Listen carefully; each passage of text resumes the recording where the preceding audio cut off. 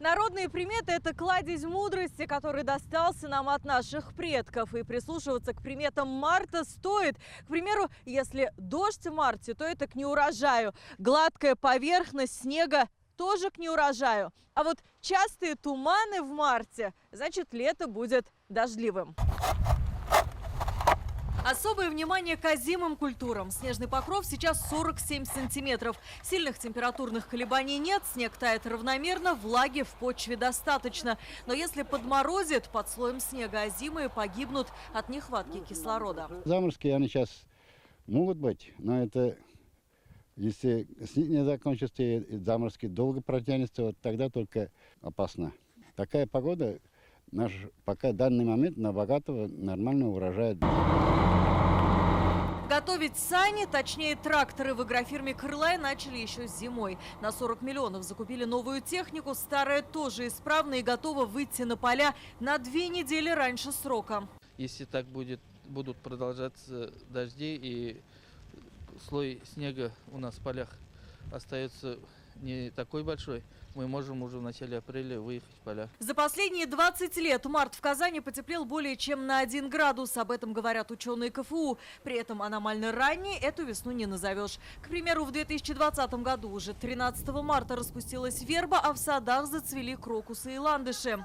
За 140 лет наблюдений та весна стала самой теплой. Самая холодная была в 1963-м, тогда было минус 14. В настоящее время в атмосфере сформирован такой устойчивый западный перенос. Циклоны стремятся пройти, центры их стремятся пройти по северным широтам. Таким образом мы оказываемся на их южной периферии. Для нас, по сути дела, закрыт путь для северных воздушных масс. И таким образом есть предпосылки говорить, что конец марта, начало апреля будет сопровождаться все-таки теплом. Будет повышаться и атмосферное давление. Это ощутят метеозависимые люди. У людей с хроническими заболеваниями сердца, кровеносных сосудов, в общем-то, органов дыхания, чаще возникают различные обострения. Чаще, может быть, и регулярно проверять уровень артериального давления. А у природы есть свои подсказки. Раис Шакуров известен как народный синоптик. Говорит, рано ждать раннюю весну.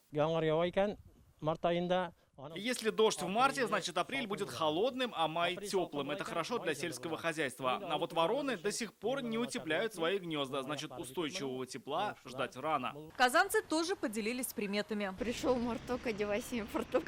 Пасха назначена на 16 апреля, и будет уже тепло. Весну почуяли и дикие животные Казанского зоопарка. Бурый мишка проснулся уже 5 марта. Львы и сервалы все чаще выходят из вольеров, чтобы погреться на солнышке. Алия Хайрудинова, Роман Фенин, Адель Миндубаев, ТНВ, Казань, Арский район.